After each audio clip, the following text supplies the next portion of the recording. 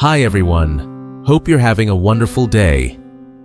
Today, we're diving into a heartfelt story about courage, peace, and new beginnings. After finding out who threatened Lytuna, Alex tracks down Dewey, the man behind it all, and confronts him face to face. But instead of fury, Alex chooses calm strength, teaching Dewey a lesson he'll never forget. And as justice quietly takes its course, Lytuna's life begins to bloom again, with a new garden, a small fruit shop, and the warmth of a family that finally feels whole. If seeing Lytuna's world transform from fear to happiness made you smile or believe in second chances, tell us what you think in the comments below. And don't forget to hit subscribe so you won't miss more emotional stories like this one. The next morning came with a thin veil of mist hanging low over the fields. Lytuna sat at the old bamboo table in the front yard, the air still cool and damp. From the kitchen, the faint smell of rice porridge lingered. Inside the house, Alex was still asleep. Henry curled beside him, his small hands resting on his father's arm. Lytuna sipped her tea slowly, eyes distant. The memory from yesterday still clung to her. A young man standing by the fence, voice low and threatening. "Better stay away from Alex. People like you shouldn't get too close." The words had sliced through the quiet like a knife. She hadn't told Alex. She couldn't. He looked so peaceful last night, sleeping beside their child. For the first time in a long while, he'd said he'd slept well. She wouldn't take that from him. Lytuna looked at the pond, sunlight breaking gently across the water. Everything appeared calm. Yet deep down, she felt the unease crawling beneath the quiet, like something was watching from the distance. That afternoon, Alex drove into town to meet the private investigator. The man waited for him at a small roadside coffee shop, a tin-roofed place with plastic chairs and a single slow-turning fan. A few old men sat nearby playing chess, their laughter faint under the hum of motorcycles passing. The detective pushed a folder across the table. "We found the guy," he said. "Name's Dewey. Locals say he does odd jobs, mostly dirty work. He's been hanging around the old repair shop near the market." Alex's jaw tightened. "Who sent him?" The man hesitated, then said quietly, "It was Mai."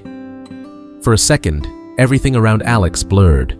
The coffee shop, the noise, the voices, all faded.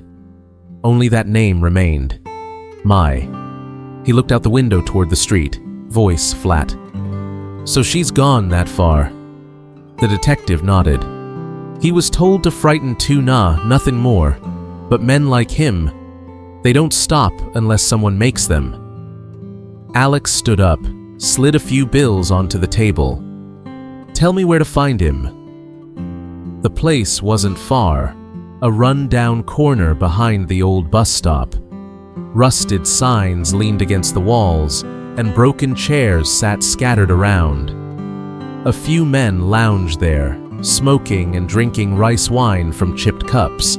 Alex spotted Dewey easily, slouched on a wooden bench, barefoot, shirt half-buttoned, laughing too loudly. The kind of man who'd never worked a full day in his life. Alex walked up without a word. The laughter stopped. The men fell silent. He stopped in front of Dewey, bent slightly, and before anyone could react, he pinched Dewey's ear hard and yanked him to his feet, like a teacher catching a child cheating in class. Dewey yelped, eyes wide. "Ung oi, ne te, ne te." Alex's voice was low, steady. "You think threatening women makes you a man?" It wasn't like that," Dewey stammered, both hands clutching Alex's wrist. "She paid me, okay? Mai paid me to scare her. I didn't even touch the lady, I swear." Alex released him suddenly. Dewey stumbled backward, face pale. "If I hear you come near her again," Alex said coldly, "I won't just pull your ear next time." The other men said nothing. Dewey nodded furiously, rubbing his ear. "I won't, I swear. Never again." Alex gave him one last look, not anger, just contempt, and walked away. The quiet of the alley swallowed him as he disappeared toward the sunlight. Behind him, one of the old men muttered, "Serves him right. Some people need a good lesson." That evening, as Alex returned to the office in town, a familiar voice called his name. It was Mrs. Hugh, Mai's mother. She stood at the gate, dressed neatly, but her eyes were swollen from crying. "Alex," she said softly, "can we talk?" He nodded and led her to a small bench under the tamarind tree. The market nearby was closing, and the smell of fried dough and dust filled the air. Mrs. Hugh's hands trembled as she spoke. "I heard about what happened, about my daughter. I know she's done terrible things, but please, she's my only child. She's lost her way. Give her another chance." Alex listened in silence. The woman's voice carried both shame and motherly desperation. "Aunt Hugh," he said finally, "I wish I could, but the law will decide. I can't interfere." Tears rolled down her face. "She used to look up to you," she whispered. "You were like family to us." Alex looked away, his voice quiet. "That's what makes this harder." For a long moment, neither spoke. The wind rustled through the tamarind leaves. Somewhere nearby, a dog barked, and the sound of a bell echoed faintly from the temple at the end of the street. Mrs. Hugh stood, wiping her tears. "I understand," she said.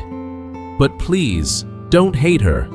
Sometimes people lose themselves before they learn who they are." Alex rose, bowed slightly. "I don't hate her. I just hope she learns." She nodded once and left, her figure small against the dim streetlights. Later that night, Alex drove back toward the farm. The road was quiet, only the hum of insects and the occasional flicker of fireflies guiding the way. Through the window, he could see the faint glow from Lytuna's house. She was sitting by the bamboo table again, cradling Henry, her face calm beneath the soft light. Alex stopped the car for a moment, just watching them. The darkness no longer felt heavy. Maybe, he thought, peace wasn't something to chase, it was something to protect. The next morning, the sunlight was soft and golden over the farm. Dew still clung to the grass, and the faint smell of soil mixed with the sweet scent of early blossoms. Alex parked his truck by the gate, stepping down carefully. In the back, covered with a sheet, were the pieces of a new bamboo table set, smooth, polished, glowing faintly in the light. Lytuna was outside, hanging laundry. When she saw him, her face lit up with a mix of surprise and curiosity. "What's all this?" she asked. Alex smiled, brushing dust off his hands. "A small gift. I thought it's time that old table retired." She looked toward the worn bamboo table in the yard, the same one that had witnessed countless mornings of tea, quiet talks, and the long nights when neither of them could sleep. Her eyes softened. "You didn't have to," she said gently. "I wanted to," he replied. "You've turned this place into a home. It deserves something new." For a while, they worked together, Alex tightening the last joints, Lytuna sweeping the yard clean. Henry, now old enough to sit and babble, watched from his little rattan cradle, eyes wide with fascination as sunlight danced on the fresh bamboo. When they were done, the new table gleamed under the open sky. Lytuna poured tea into 2 cups and handed one to Alex. "It's beautiful," she said softly. "It feels like a beginning." Alex took a sip, nodding. That's exactly what it is. In the days that followed, the yard transformed. Alex hired a few workers from the nearby village to lay down new turf and plant flowers along the fence, marigolds, daisies, and a line of pink cosmos that swayed gently with the wind. At night, small lamps lit up the garden, their warm glow spilling softly across the grass. Lytuna would stand by the window, watching the lights shimmer. For the first time in years, her heart felt light. One evening, as they sat at the new table, Lytuna looked at Alex and said, "You know, I used to dream of something like this. A small place, some flowers, a quiet life. I never thought it would really happen." Alex looked at her. Dreams only come true when someone works for them. You've earned this. She smiled, eyes glistening. You've given me more than I ever expected. He shook his head. You've given me peace. That's worth more than money. They fell silent for a while, just listening to the crickets and the soft splash of fish in the pond. A week later, Alex's mother came to visit. She stepped out of the car with a gentle grace, her gray hair tied neatly, her smile warm as ever. Henry was in Lytuna's arms when she entered the yard, and the baby reached toward her instantly, laughing. "Oh my God," she said, voice full of affection. "He's such a good boy." Lytuna stood shyly, not sure how to respond, but the older woman only smiled and took Henry into her arms. The baby cooed, grabbing at her necklace, and everyone laughed. Over tea, Alex's mother looked at Lytuna and said kindly, "From now on, let me be his god-grandmother, his Banoi Jojiao. He needs more people to love him, and I would be honored." Lytuna's eyes widened slightly.